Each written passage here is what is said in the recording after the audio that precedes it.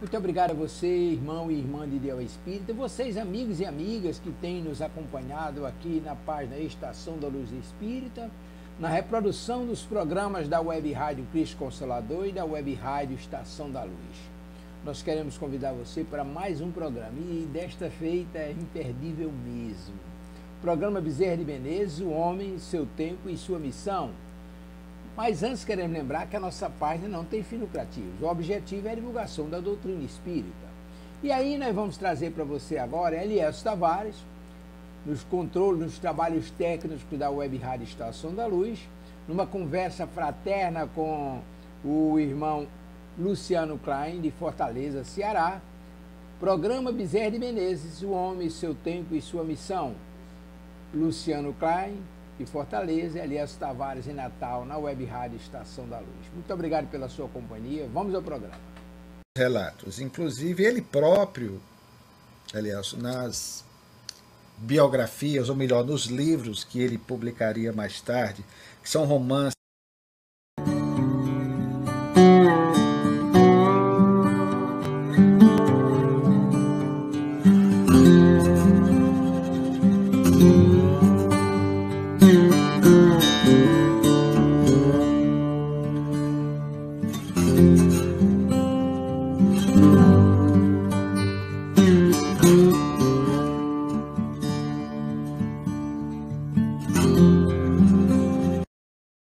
Curitiba, Federação Espírita do Paraná, quando estaremos lançando, por ocasião dos 120 anos da FEP, que é a Federação Espírita do Paraná, um livrinho que nós organizamos sobre um outro nordestino importante para o movimento espírita, Viana de Carvalho.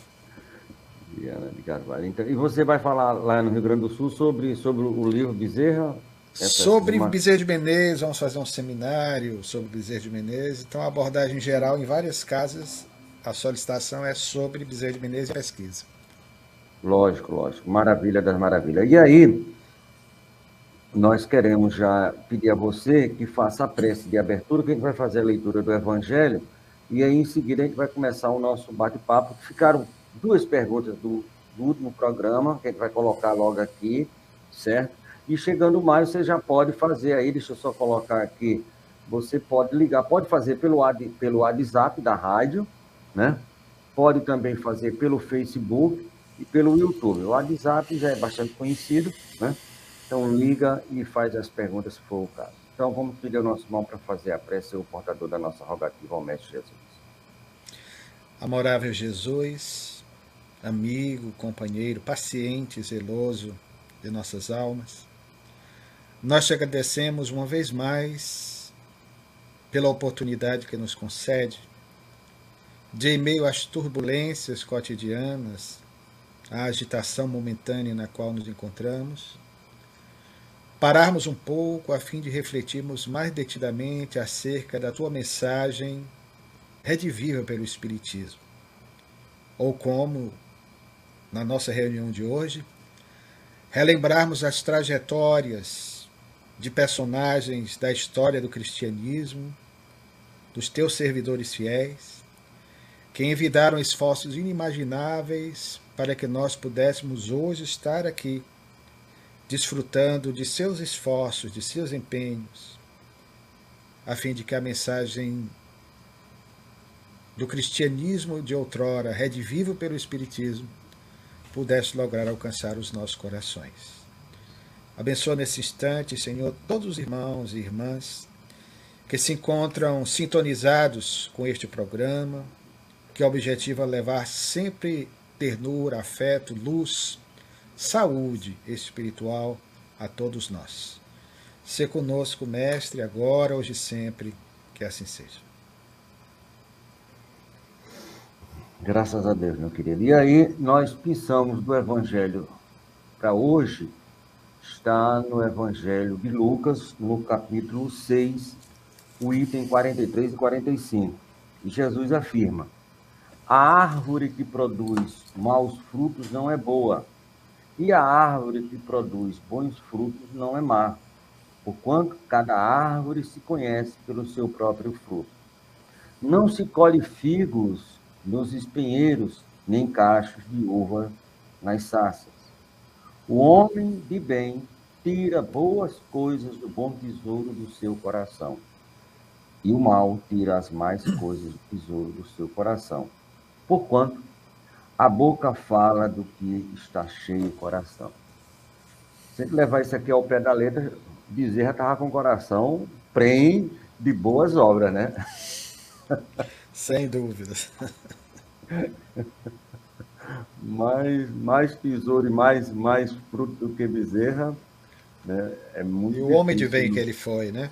Na Terra, para mim, exemplifica muito bem aquilo que Kardec nos diz no capítulo 17 do Evangelho segundo o Espiritismo, Sede perfeitos, no item homem de bem, né? Já que é mencionado também o homem de bem, e Bezerra foi alguém que na Terra se empenhou por viver e viver em plenitude a lei de justiça, de amor e de caridade.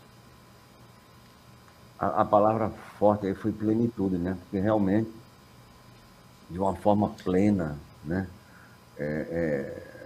De doação total, né? Vamos dizer assim, 100% ou até mais do que 100%, aquilo que ele acreditava e que ele vivenciava de uma forma geral, né, querido?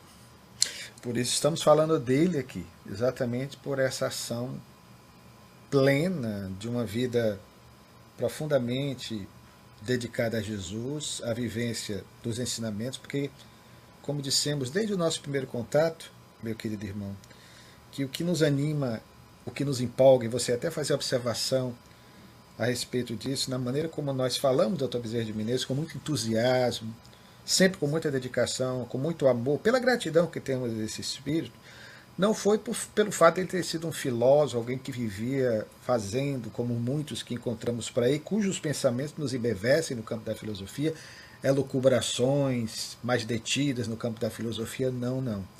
Ele era alguém que tinha uma mensagem consubstanciada na vivência cotidiana desse amor, pregado e vivido, que é mais importante. Por isso estamos hoje aqui a falar a respeito dele. Por isso que Bezerra de Menezes se nos apresenta como um ícone, como uma referência, não como um mito, não como uma alma distante. Ele nunca se colocou assim, como essas grandes almas, e aquela que relembramos na semana passada ilustra muito bem, Chico Xavier, em face dos 20 anos do seu retorno triunfal ao mundo espiritual. O que nos faz perceber nessas almas, Chico, tivemos várias entrevistas gravadas, e Bezerra, pela sua ação e os depoimentos dele em cartas nos jornais da época, é exatamente que essas palavras escritas ou pronunciadas, gravadas ou transcritas de velhos documentos, elas estão eivadas de sentimentalidade, de ternura, de afeto, e nós percebemos isso. Aí é a grande diferença, porque foram pessoas que viveram, e todos nós podemos fazer isso. Claro que, pelo menos no nosso caso aqui, para chegar a Bezerra de Menezes ainda vamos ter que caminhar muito, né? Porque a distância espiritual entre ele e nós, pelo menos em relação a nós, ainda é bastante prolongada, viu? É bastante demorada aí a nossa chegada até o momento evolutivo em que ele se encontra. Mas na semana passada nós tivemos aqui na rádio toda uma programação voltada para aquilo que você falou dos 20 anos, e alguém disse assim: nós somos visitados por dois seres do futuro no passado, né? Então, um foi no século XIX e outro no século XX, porque é o homem do futuro que está aqui, vamos supor, é 1 em 1 bilhão, vamos dizer assim, num futuro não muito distante, quem sabe daqui a 1000 anos, nós poderemos estar vivenciando muito mais Chico, muito mais Bezerra, né, no planeta Terra, de uma forma geral. Então, é como se um visitante do futuro chegasse para ver como é que nós estamos e dizer assim: olha, vocês vão chegar lá, mas é no futuro, mas vão chegar. Esses, por enquanto, parecem ser exceção à regra, né? Porque são almas que, de fato, estão muito além de seu tempo. Pelo que idealizaram, pelo que demonstraram na relação com os seus coevos, com os seus contemporâneos, com as pessoas com as quais viveram. E por isso que dizemos sempre, como historiador, já fizemos essa afirmativa aqui mesmo, no nosso programa semanal, de que considero os dois, Chico no século XX e Bezerra no século anterior, no século XIX, as figuras exponenciais do espiritismo no Brasil, particularmente para mim. exatamente pela postura de ambos, pela demonstração patente, na prática, daquilo que pregavam. Maravilha. E aí a pergunta que ficou do último programa que a gente ia fazer, que você adoeceu, é de um menino lá de Juazeiro do Norte, Bahia, eita, baiano danado aqui. Ele diz assim, tem algum relato dos primeiros dias de Bezerra de Menezes como aluno de medicina no Rio de Janeiro? Porque ele saiu moço, né? Chegou aí moço no Rio de Janeiro, imagina, alguns anos atrás você saiu aqui do Nordeste para o Rio de Janeiro, e aquela coisa que já era uma metrópole, né? E aí você estudar. Tem algum relato assim, alguma coisa que você tem no livro?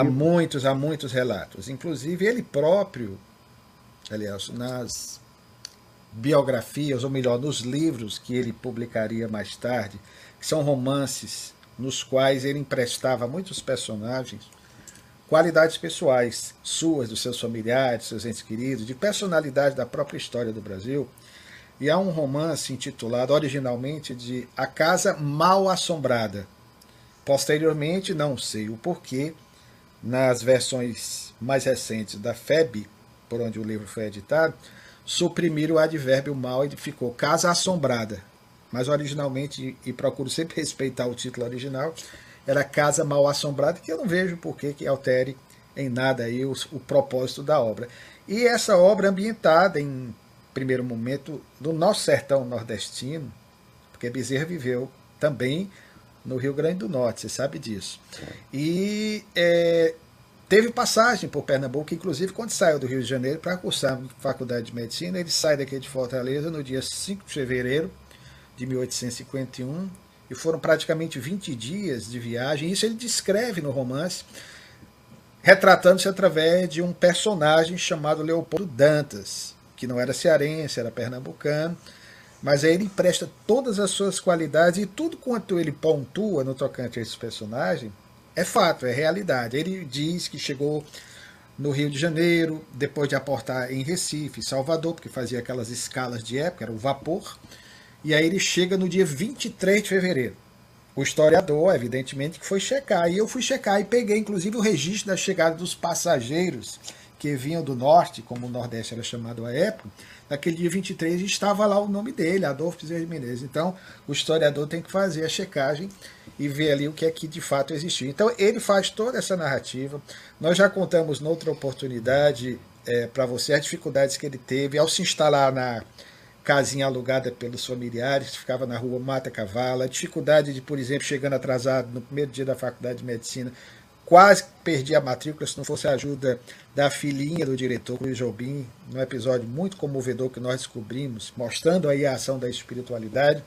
Ele talvez tivesse de voltar ao seu torrão natal, e aí não poderia mais continuar na Faculdade de Medicina, tendo em vista que já estava com a idade um pouco adiantada, porque ele chegava com quase 20 anos, cursava a faculdade, normalmente os alunos eram 17, 18, e as distâncias eram o impedimento, talvez, principal para que ele pudesse dar consecução ao seu projeto. Mas aí nós tivemos notícias, isso está registrado a partir desses filigramas, dessas notinhas que ele dá na obra. Por exemplo, há um momento em que, é um fato que inclusive foi colocado no filme Bezerra de Menezes, Diário de um Espírito, em que já no primeiro semestre do curso médico, parece que os colegas, pelo fato dele ser um aluno muito compenetrado, e de fato o era, um aluno muito estudioso, tanto é que ele terminou a faculdade com a nota máxima, optima cum laude, expressão latina da época, né, com louvor, que era difícil de um aluno conseguir. O que vai lhe garantir, inclusive, mais tarde, uma espécie de passaporte para que ele pudesse ter êxito na carreira brilhante que lograria alcançar como médico recém-formado e já trabalhando como cirurgião de nomeada, sendo inclusive convidado pelos melhores cirurgiões do Rio de Janeiro para com eles trabalhar. Então nós vamos ter uma arguição que é feita pelo professor Freire Alemão, que era um professor da área de botânica, e duvidando, esse fato é registrado por ele próprio, como eu disse, foi colocado no filme, duvidando, por exemplo, que ele tivesse tirado a nota máxima, achou que fosse o que nós chamamos hoje de uma cola, de uma pesca, fez um questionamento de público a ele na hora da aula, os colegas escarneceram um pouquinho, mas ele prontamente disse que tinha feito e que o professor ficasse à vontade de perguntar a ele o que quisesse a respeito do texto. É dito que o professor perguntou e ele, de pronto, respondeu acertadamente, causando inclusive a admiração do grande professor de medicina da época, Freire Alemão, uma figura nomeada no meio científico. Então há várias passagens, ações de Bezerra, dificuldades pelas quais ele passou de natureza material, porque o pai desencarna quando ele cursava o curso médico em setembro de 1851, no segundo semestre. Para ele foi uma dor muito grande, porque ele não pôde voltar ao Ceará a fim de participar do sepultamento do corpo do genitor que ele tanto amava e que lhe era uma referência comportamental pelo exemplo daquele grande homem de bem, o capitão Antônio Bezerra de Menezes, desencarnado na cidade vizinha de Maranguape, cidade onde nasceu Chico Anísio, em decorrência de uma febre amarela, e ele estava, portanto, no Rio. Imagine a dor dele. Mais tarde, por conta dos reveses financeiros da família, a família vai experimentar algumas dificuldades e ele vai ficar quase que na iminência, às custas próprias, de ter que levar o curso e perder a faculdade. Aí aquele episódio do aparecimento de um estudante misterioso de medicina, que é bastante conhecido. Aí fazendo um adendo, aí já tem uma pergunta aqui que pergunta justamente isso. É real o fato do caboclo de medicina, ou de medicina de matemática, né, que pagou e nunca mais voltou? Ô, Leila, a Leila, né? A Leila, é. Leila, né? A Leila fez essa pergunta e foi uma das primeiras coisas que, como historiador, nós fomos pesquisar. Isso consta do nosso livro. Porque essa história, e nós temos que ter muito cuidado, sabe, Elielso, querido, porque às vezes esses personagens, isso é normal, acontece com Chico Xavier, acontece com Bezerra, acontece com os grandes nomes da história da humanidade, e quem conta um conto aumenta um ponto, né? Então você vai contando a narrativa e vai aumentando, vai enaltecendo, é normal, é da nossa natureza. E às vezes você distorce os fatos. Isso aconteceu com Bezerra, isso aconteceu com Chico Xavier, e acontecerá com outros tantos. Mas cabe ao historiador exatamente ir atrás disso. E foi uma das primeiras coisas, porque era uma das imagens que eu tinha de Bezerra de Menezes, a partir da narrativa da história, que mais nos impactava, inclusive colocado no filme também. Achava às vezes até um tanto estranha essa história, o rapaz vem, paga uma aula antecipada particular e nunca mais aparece. Mas aí nós fomos averiguar, constatamos que o fato é real e dizemos por quê. Porque esse fato ele foi contado à época, logo na desencarnação de Bezerra de Menezes. O jornal O País foi um dos jornais que mais homenageou Bezerra de Menezes, um jornal de circulação nacional. E esse fato foi testemunhado, inclusive, assim como tendo sido responsável por ouvir essa narrativa, o próprio Quintino Bocaiúva, que foi amigo de Bezerra de Menezes. Então a história é real. A única diferença da versão original é que eram aulas de matemáticas, no plural, que o estudante vinha solicitar, e de filosofia. Normalmente se diz que eram só aulas de matemática. Mas o fato realmente aconteceu e foi registrado, dado esse testemunho, por um amigo que ouviu do próprio Bezerra de Menezes essa narrativa. Por isso nós sempre endossamos e dizemos, o fato realmente aconteceu. Então nós constatamos isso. Então ele teve uma vida, só para fechar ainda a outra pergunta, já que esta foi inserida na anterior, nós vamos ter aí o Dr. Bezerra de Menezes atuante no campo da medicina, já como estudante. Ele fazia várias incursões, sobretudo porque naquela época, infelizmente, eram muito frequentes surtos de determinadas enfermidades, eram epidemias, não eram pandemias, como a de febre amarela, como a do cólera, que açoitou o Rio de Janeiro. E o Dr. Bezerra de Menezes, mesmo ainda como estudante, pela ausência de médicos, ele teve de auxiliar, por exemplo, na Ilha do Governador, em acampamentos que eram montados, salvando a vida de muitas pessoas. Também como estudante de medicina, ele teve uma vida muito ativa no campo intelectual e era um visionário, um homem engajado nas ações políticas da época. Ele já era vinculado ao Partido Liberal em 1856, foi algo que descobrimos também. Porque muita gente fala que ele só se tornou político em 1860, se filiou, foi forçado. Não foi bem assim. Ele tinha uma vocação inata à política. A boa política, que todo ser humano, de certa forma, tem essa vocação. Como dizia Aristóteles, o homem é, por excelência, um animal político. O que é ser político? A palavra, segundo a etimologia, vem de polis, na velha Grécia, cidade. É ser cidadão, é exercer a sua cidadania. Polis, político, seria nesse sentido. É você lutar contra as injustiças de todo o país, é você lutar por melhoria das condições de vida na sua localidade, na sua cidade, seja hoje no seu estado, no seu país ou no mundo. Então o Dr. Bezerra de Menezes era um homem vocacionado a essa luta política e se vinculou ao Partido Liberal da época, porque eram só 2 partidos no Brasil. Então ele se filiou em 1856, ainda na Faculdade de Medicina. O mais interessante é que em 1855, ele, juntamente com outros colegas acadêmicos do curso de medicina e de farmácia, porque na época farmácia e odontologia era um curso único, as pessoas cursavam, e odontologia. No Rio de Janeiro tinha a faculdade de medicina, você cursava medicina e a partir do 6º semestre você optava ou ia para a carreira de farmacêutico, ou de odontologia, ou de medicina, né? Então era como se fosse especialidade. E, no caso, esses estudantes de medicina, de farmácia, de odontologia, eles escreviam no jornalzinho, o Dr. Bezerra era o redator principal, jornal chamado O Acadêmico, de 1855. Há artigos ali, aliás, você fica impressionado com a qualidade, com a visão que o Dr. Bezerra de Menezes tinha em relação, por exemplo, ao futuro do Brasil. E veja que o Brasil só vai entrar, historicamente falando, no surto desenvolvimentista a partir do final daquela década de 1850 e, sobretudo, nos anos 1860, mercê de maneira especial, particular, do esforço de Irineu Evangelista de Souza, o célebre Visconde, antes Barão de Mauá, né, que marcou a história em termos de desenvolvimento do progresso tecnológico no Brasil, com as ferrovias que passaram a rasgar o solo brasileiro e que tinham tudo para dar certo, inclusive até hoje, lamentavelmente não se investe em ferrovia, como em outros países, o Brasil tinha muito a crescer, e o Dr. Bezerra acreditou muito nessa proposta. Tanto que vai ser uma das suas principais áreas de atuação na década de 1870, quando vai estar à frente de algumas companhias ferroviárias.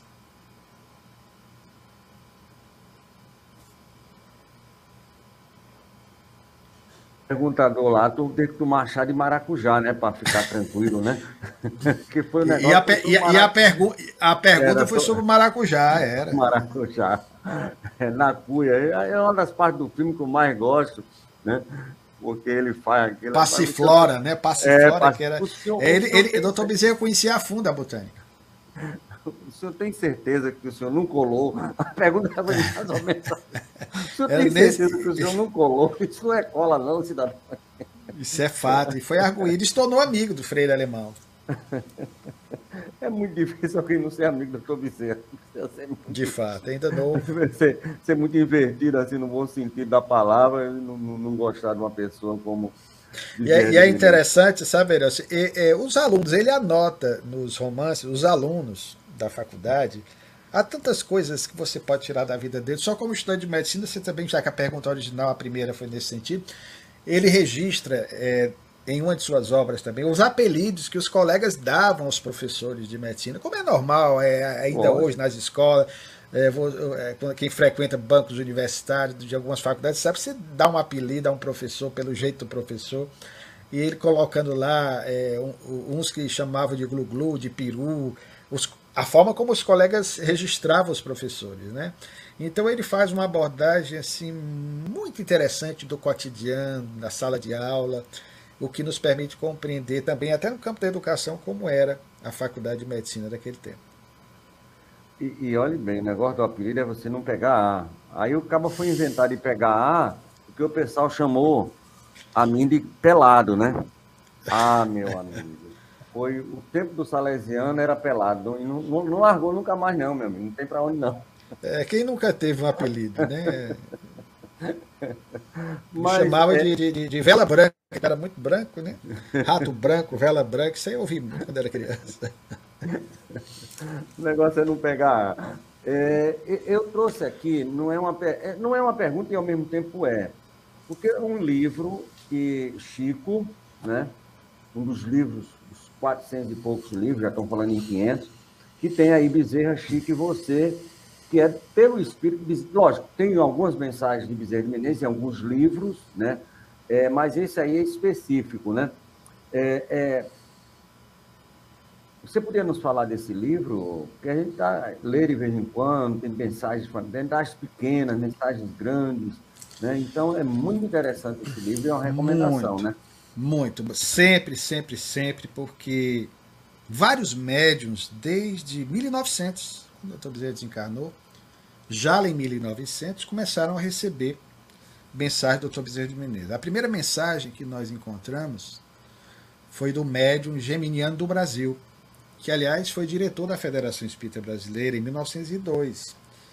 Talvez tenha sido, acreditamos que seja, isso nós descobrimos depois de publicar o livro, sempre vamos descobrindo mais coisas, o primeiro médium a receber uma mensagem do Dr. Bezerra de Menezes quando ele retorna ao mundo maior. E na sequência nós vamos ter outros mais. Claro que sempre a proposta kardeciana do cuidado devido em relação à mensagem, ser autêntica ou não, mas em se tratando de uma figura de bem, de nomeada do movimento espírita, acreditamos que se trate realmente. Há registro de uma mensagem do Dr. Bezerra no Rio Grande do Sul, também logo após a sua desencarnação, e outros tantos médios que vão receber. Mas aí deixa eu só fazer um adendo. E o Frederico Júnior? Não foi ele o Frederico Júnior também. O Frederico, não foi o primeiro. O Frederico não foi o primeiro. A princípio pensávamos até que sim. Não, a informação que eu achava que era o primeiro. Não, essa informação nova agora. Essa é nova, é o geminiano do Brasil. Ninguém sabe ainda não. Estou revelando aqui também no Avant Premier, né?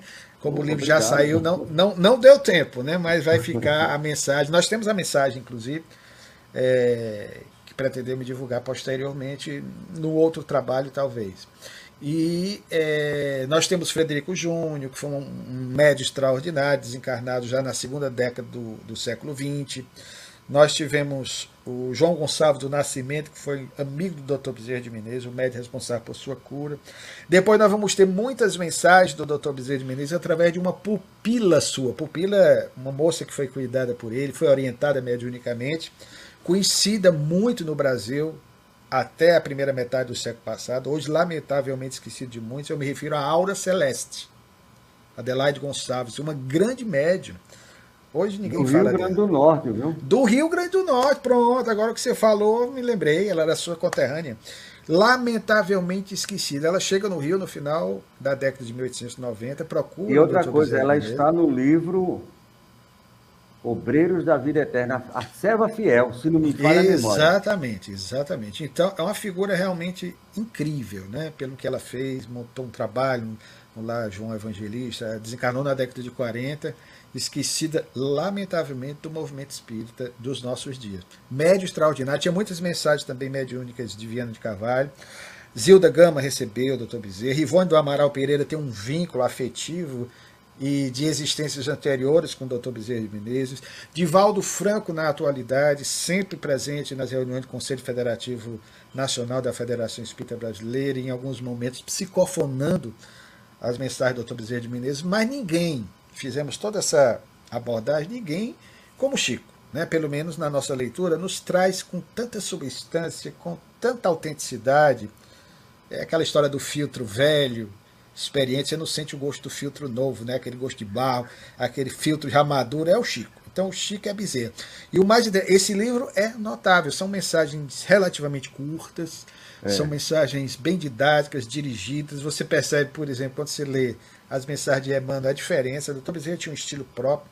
E o mais surpreendente, meu querido, é que nós descobrimos também, isso está no livro, o Dr. Bezerra passou a ter contatos psíquicos, mediúnicos com o Chico, ainda no final dos anos 20, quando ele já estava no exercício da sua mediunidade, sobretudo a partir de 1927, quando se vincula, né, ao grupo espírita São Luís Gonzaga, vai ser orientado pela família Perácio, vai ter todo aquele processo de amadurecimento. Chega Emmanuel em 1931, e em 1935, já que você me permite voltar um pouco no tempo para aumentar um pouco a resposta, nós encontramos por primeira vez publicadas na mídia da época, que era o jornal, no jornal O Globo do Rio de Janeiro, já dirigido pelo jornalista Roberto Marinho, mais tarde fundador da Rede Globo, já desencarnado. E nós vamos encontrar, em 1935, o repórter do jornal o Globo, Clementinho de Alencar, que, incumbido da missão de se deslocar do Rio até Pedro Leopoldo, onde Chico nasceu e residiu até 1959, ele vai, acompanhado de um fotógrafo, para em loco perceber, avaliar como é que era esse fenômeno que houvera publicado 3 anos antes, uma obra de repercussão extraordinária, retumbante, que foi Parnaso de Além Túmulo. Um jovem que cursara até o 4º ano do hoje, correspondente ao ensino fundamental. E o Clementino de Alencar foi cético e voltou rendido diante dos fatos que ele pôde ali testemunhar. E ele publicou uma série de reportagens históricas. Nós, inclusive, publicamos um trabalho em 2003, juntamente com 2 companheiros. Um deles já se encontra domiciliado no mundo espiritual, Marcos Vinícius Monteiro, daqui de Fortaleza, e o outro parceiro foi Rogério Souza. Nós descobrimos na época que o jornal Povo daqui de Fortaleza, ele replicava, ele reproduzia essas reportagens do jornal o Globo quase que concomitantemente. E aí nós enfeixamos num trabalho, houve também uma editora de São Paulo, a IDE, que publicou um trabalho semelhante, e nós fomos inclusive no jornal o Globo na época, conseguimos fotografias inéditas do Chico com a qualidade extraordinária. Hoje muitas delas estão aí replicadas na internet indiscriminadamente, as pessoas fazem muito isso, sem dar o devido crédito. O crédito não é nosso, o crédito deveria ser dado ao jornal O Globo e o jornalista Clementino de Alencar, que foi quem colheu essas fotografias. E o fotógrafo, né? E o fotógrafo da época, lamentavelmente esquecido. Então o Clementino viu o Chico ali prodigalizar fenômenos espantosos, uma mensagem em inglês especular de Emmanuel, né, aquela mensagem invertida. E o mais surpreendente é que o rapaz, o repórter, pediu ao Dr. Bezerra de Menezes, a Chico Xavier, para que respondesse 4 perguntas que ele formularia ali de bate-pronto, na frente de todos. Aí ele faz as perguntas. Meu irmão, eu, você, nós que estudamos, que temos uma noção de política, do mundo atual, eu não teria condições de responder o que o Espírito respondeu. Questões sobre política da época, sobre economia, sobre ciência. E as 4 perguntas que nós transcrevemos no livro foram respondidas exatamente pelo Dr. Bezerra. Foi assim, a primeira publicação, em termos de resposta, que eu conheço, através de Chico Xavier, usando a expressão aqui de bate-pronto, né? Ele pergunta e o Espírito, na frente de todos, psicografa, né? O Chico psicografa, o Dr. Bezerra se manifesta, e ainda usa o pseudônimo Max, né? Porque naquela época o pseudônimo Max era a marca que identificava o Dr. Bezerra de Menezes, né? Porque desde quando ele iniciou aquele grande trabalho, estupendo trabalho de divulgação pela mídia da época, que foi o jornal do século XIX, na coluna semanal Estudos Filosóficos, ele passa a utilizar esse pseudônimo de Max. Então, curiosamente, até pela sua conterrânea, pela Aura Celeste, ele usava também muitas vezes, em vez de assinar Bezerra, ele usava Max, até para mostrar que o nome era menos importante, o mais importante era o pseudônimo, né? Para ele não tinha essa preocupação toda. Então, é impressionante isso que você está colocando. Então, vamos lá atrás para trazer essas respostas, que através do Chico ele responde com maestria, e através desse livrinho extraordinário, como outras tantas mensagens da Lavra de Bezerra de Menezes, que numa simbiose perfeita com Chico Xavier, uma simbiose perfeita porque os dois pulsam na dimensão do amor. Então eles estão muito entrosados ali, né? Às vezes um se confunde com o outro, né? É muito bom quando você tem 2 almas assim, né? Como um novelo, né? Você não estão nem preocupados com as nossas vaidades, com as nossas idiosincrasias, com os nossos... Não, né? Estão preocupados simplesmente em jogar afeto, jogar ternura. E é o que essa obra aí que você menciona passa. Você vê Bezerra de Menezes, você se sente acalentado. Você dá para fazer o Evangelho no Lar, por exemplo, lendo uma mensagem dessa. Com certeza. E aí tem um ex-presidente de uma federativa brasileira, jovem, que ele ouvia falar que na reunião do conselho, que sempre é em janeiro, né?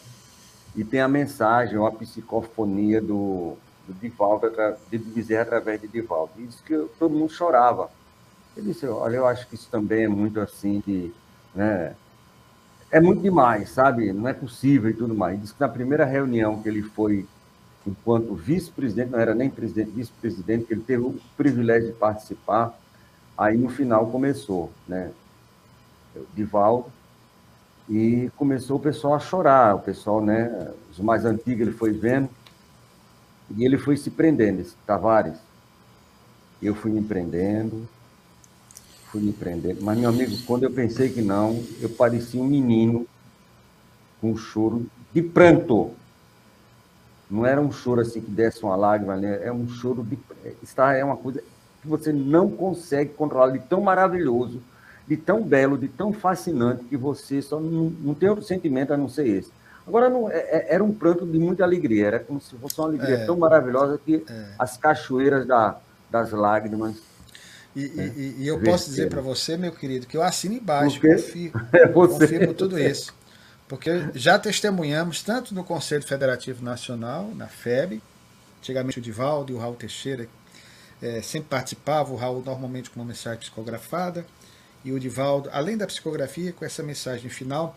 Mas aqui mesmo em Fortaleza, em alguns eventos, o Divaldo teve a oportunidade de psicofonar, de trazer uma mensagem do Dr. Bezerra de Menezes. E a última que nós nos lembramos foi exatamente, nós presidíamos a Federação Espírita a Federação Espírita do Estado do Ceará, em 2010, era exatamente o centenário da instituição, e o Dr. Bezerra de Menezes, no final da palestra, que concluía o evento com um público de mais de 2.000 pessoas presentes, no auditório do Centro de Convenções, o Divaldo, surpreendentemente, psicofonou. Eu estava a uma distância da mesa, mais ou menos uns 30 metros. E é bom porque você fica distante, fica mais recolhido. E é diferente você estar no local. Você pode ouvir, já ouvimos várias vezes mensagens do Divaldo, hoje disponibilizadas aí na internet, ele psicofonando, doutor Bezerra. Ainda tem um efeito, claro, o vídeo tem toda uma carga emotiva, mas em loco não há como. Você tem toda uma ação da espiritualidade que promove um tratamento, como o Divaldo nos disse, coletivo naquele momento, em que o doutor Bezerra distrai pela fala, toca os corações, e quem está precisando ali, como acontecia na ação missionária de grandes espíritos pela terra, de um Francisco de Assis, de um Antônio de Pádua, de um Vicente de Paulo, de Jesus nem se fala. Então há todo um tratamento, e é impressionante, não tem como você se segurar, você chora. É emoção, aquela carga energética do momento, essa mesma energia que fazia e faz com que os espíritos, diante de almas missionárias, especialmente diante de Jesus, inevitavelmente eles tomem, vão ao chão, tem que se prostrar, fica de joelho. Né? Então, Bezerra, servidor de Jesus, se coloca sempre como o mínimo servidor de Jesus. Exatamente por isso, ele mostra essa sua verdade, uma humildade verdadeira, uma humildade espontânea, não forjada, não dos lábios. Então, ele é, de fato, um mínimo servidor de Jesus, e isso que nós colocamos, que nós sentimos na mensagem do Chico, psicografada, na mensagem psicofonada pelo Jesus, posso lhe testemunhar, psicofonada por Divaldo, posso lhe confirmar que é como se fosse Jesus voltando, Jesus procurando guarida dos nossos corações. Maravilha. Tem a mensagem de 2004, no aniversário de Kardec, que ele tem uma mensagem: meu sol, Jesus, meu amigo. Isso é 2004, nós estamos em 2022. Eu me arrepio e choro toda vez que eu vejo essa mensagem. Agora, imagine no ambiente lá. E outra coisa, no ambiente da Europa, com toda a turma ali, porque não era só Bezerra, mas imagine que momento fantástico e maravilhoso. Impressionante. Eu me arrepio. Não, eu choro. Se eu botar aqui, não tem para onde. É aquele negócio, eu não vou não, daqui a pouco ele está chorando. É uma emoção muito grande. Realmente, é como se Jesus nos desse assim um toque, um suave toque, né, de Jesus. É o mais próximo a gente possa chegar de Jesus, seja isso, seja essa possibilidade. E é isso, sabe, irmão, que nós estamos precisando no nosso movimento espírita hoje, sabe, de mais afeto, de mais amor, de mais ternura, de mais carinho entre nós, nas nossas relações, né? A filosofia embevece, a ciência nos aponta, você fica impressionado, são fundamentais, ninguém discute isso, né? Mas esse aspecto moral do espiritismo, que podemos chamar de religião no sentido que Allan Kardec nos apresenta, né? Essa vinculação plena, profunda, essa religação com o Pai da vida, como Criador, é isso que nos faz sentir isso que você está colocando.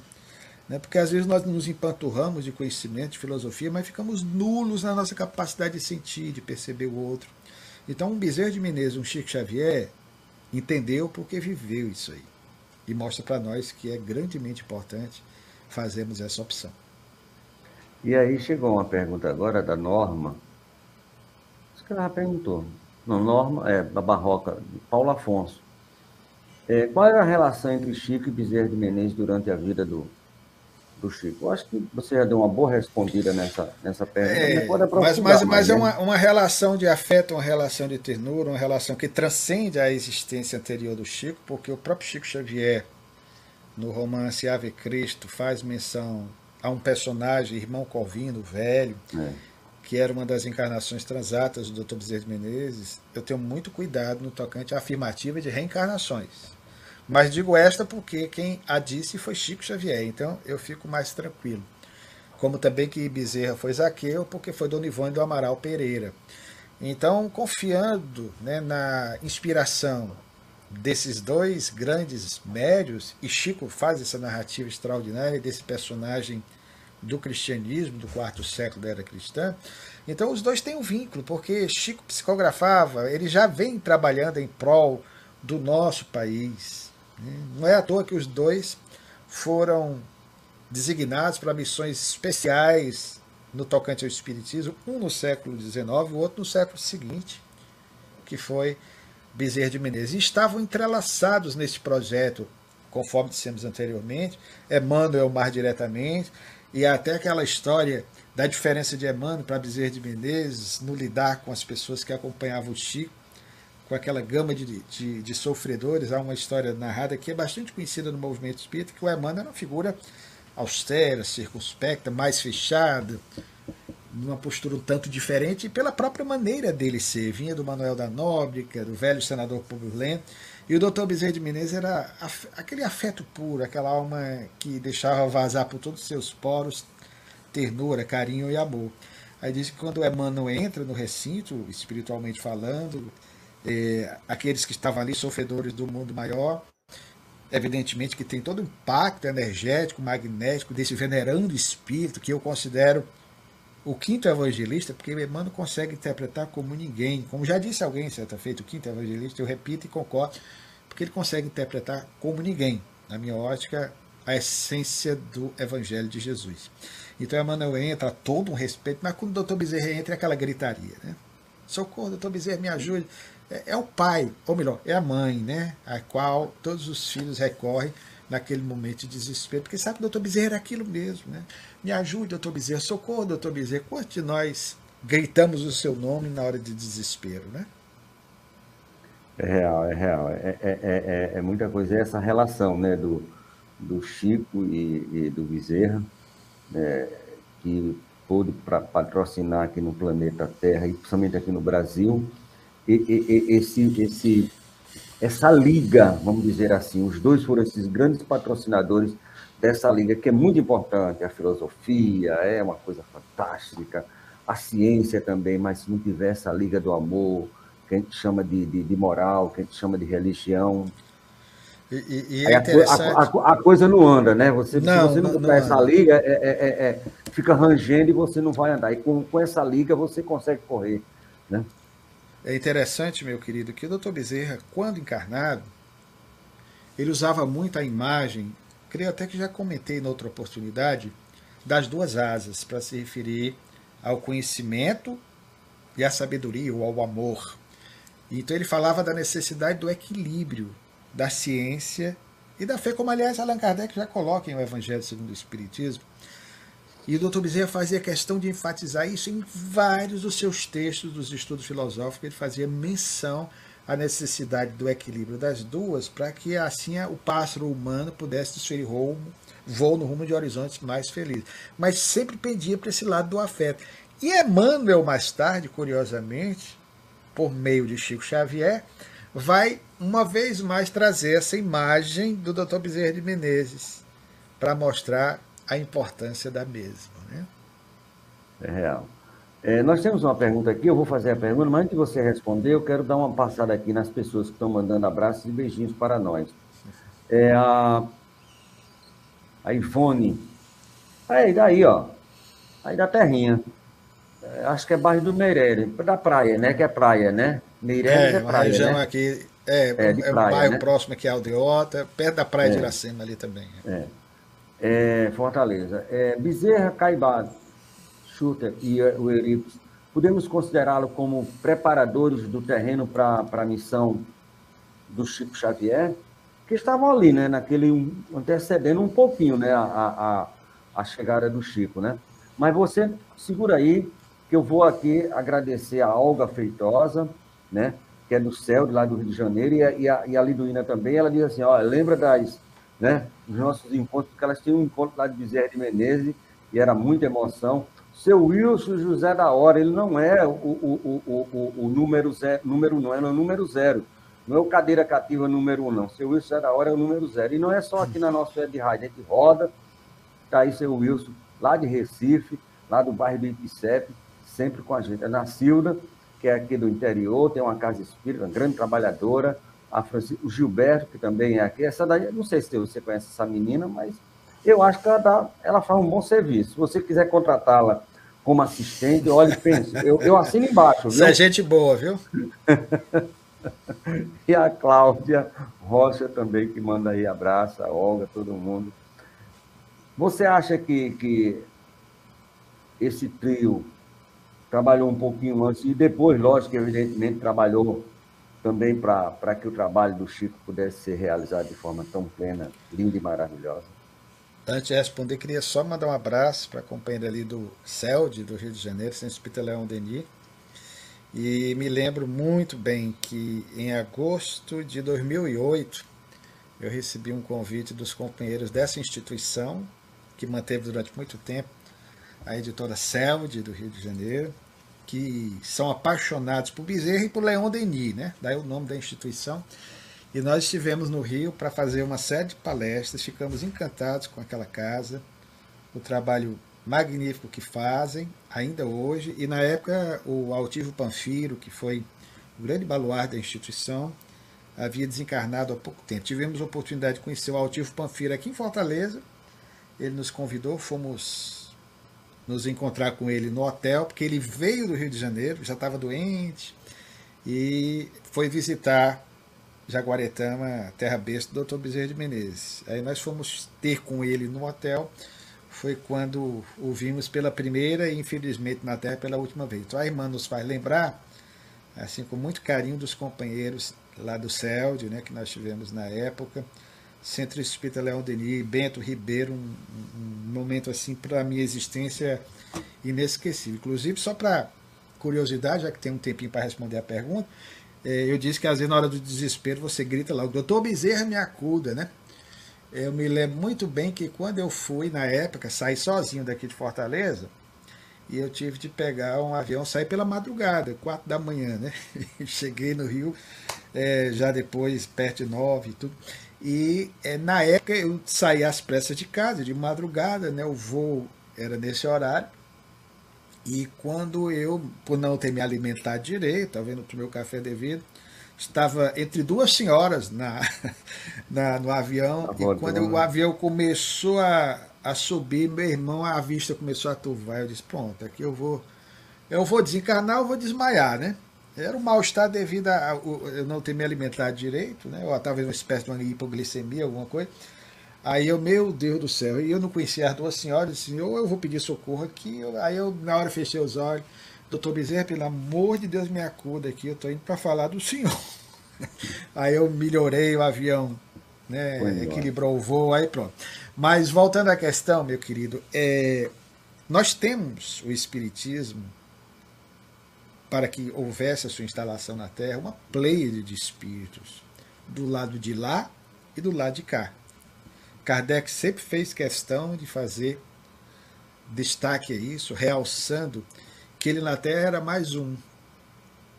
Embora o missionário supremo de Jesus, na nossa opinião, que aqui foi essa espécie de plug, né, da equipe do Consolador Prometido. Que em Prolegômenos, todo mundo sabe o que é, na introdução do Livro dos Espíritos, nós temos uma relação de espíritos, vinculados inclusive à história do cristianismo. Eu até fazia questão ainda de assinar com os títulos com os quais eram conhecidos, São João Evangelista, São Luís de França e outros tantos mais, que vão, inclusive, nos obsequiar com Kardec as obras que nós conhecemos como obra da codificação.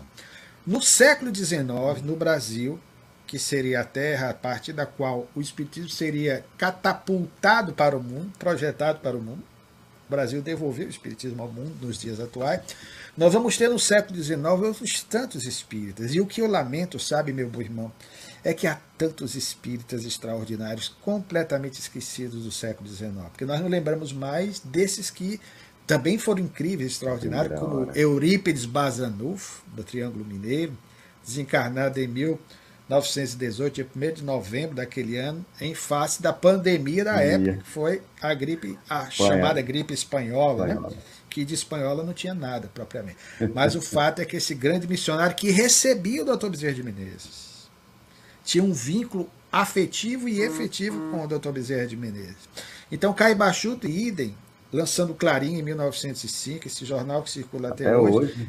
E em 1925, a Revista Internacional de Espiritismo, ou do Espiritismo.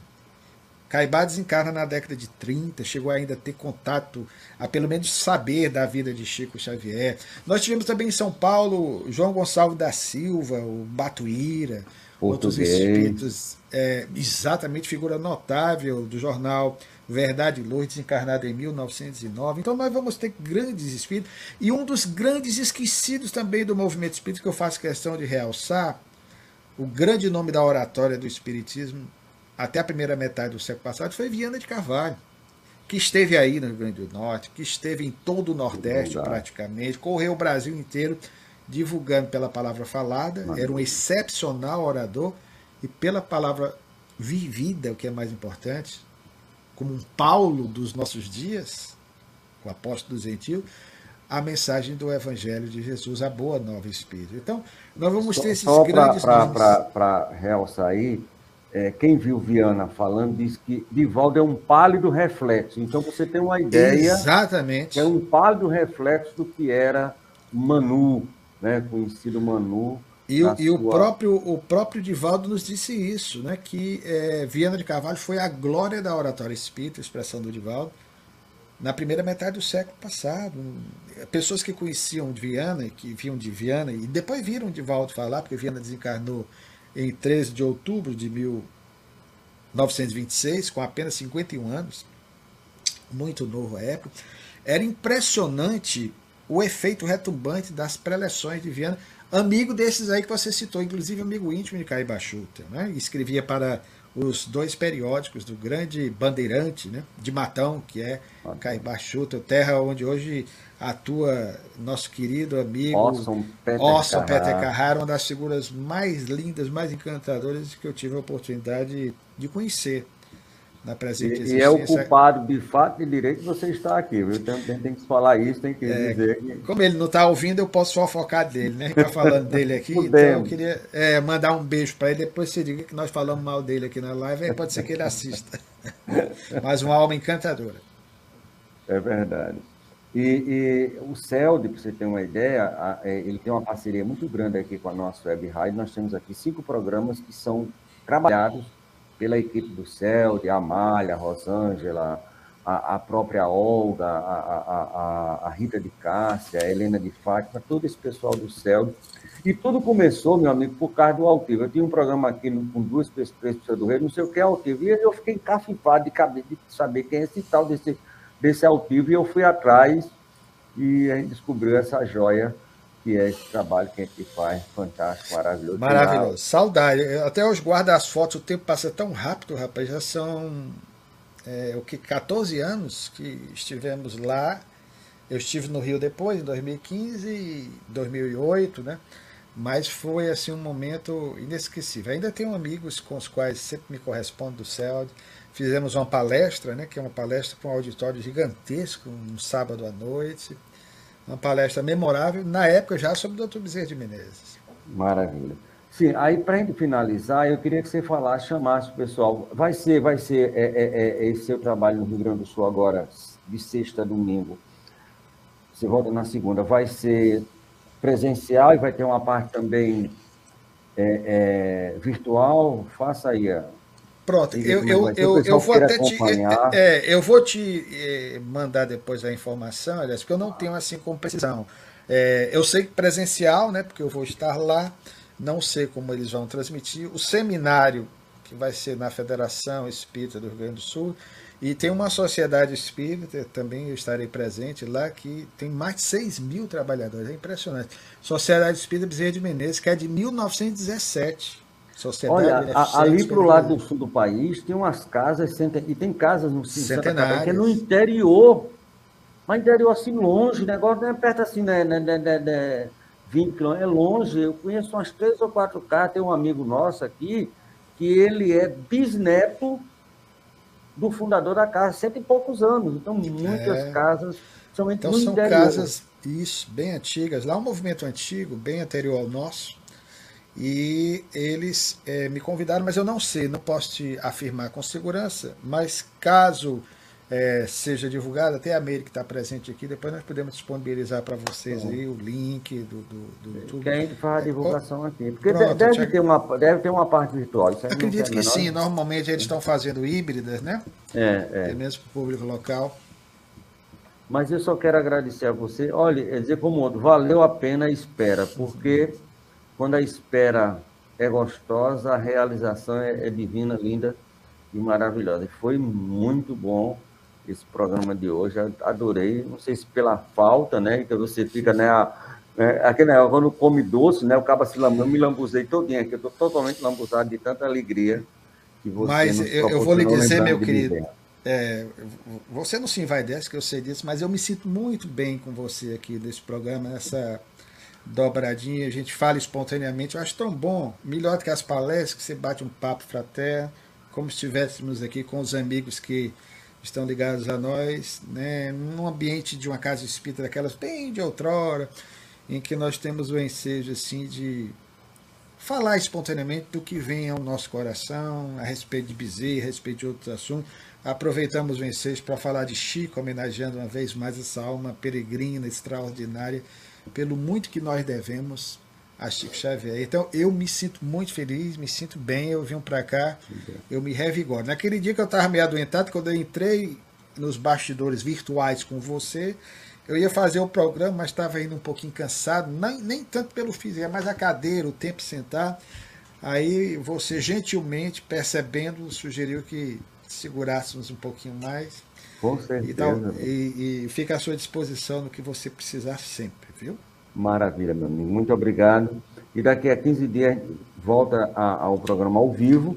Vamos reprisar esse programa na próxima terça-feira, mas daqui a 15 dias a gente volta de novo com o programa sobre nosso irmão e amigo Bezerra de Menezes. E podem fazer perguntas, inclusive perguntas mais delicadas, perguntas contundentes, críticas, porque é bom também, né? De repente ouvir o que é que nós temos a dizer. Porque infelizmente, por incrível que pareça, no dia de hoje, há quem fale mal, eu não entendo, sinceramente não entendo, como espírita, né? De Chico Xavier, de Bezerra de Menezes, há quem fale mal, você sabe disso, né? E eu fico pensando, meu Deus, mas é como você começou no texto introdutório para nós encerrarmos, né? Essas árvores deram bons frutos, e não se atiram pedras em árvores que não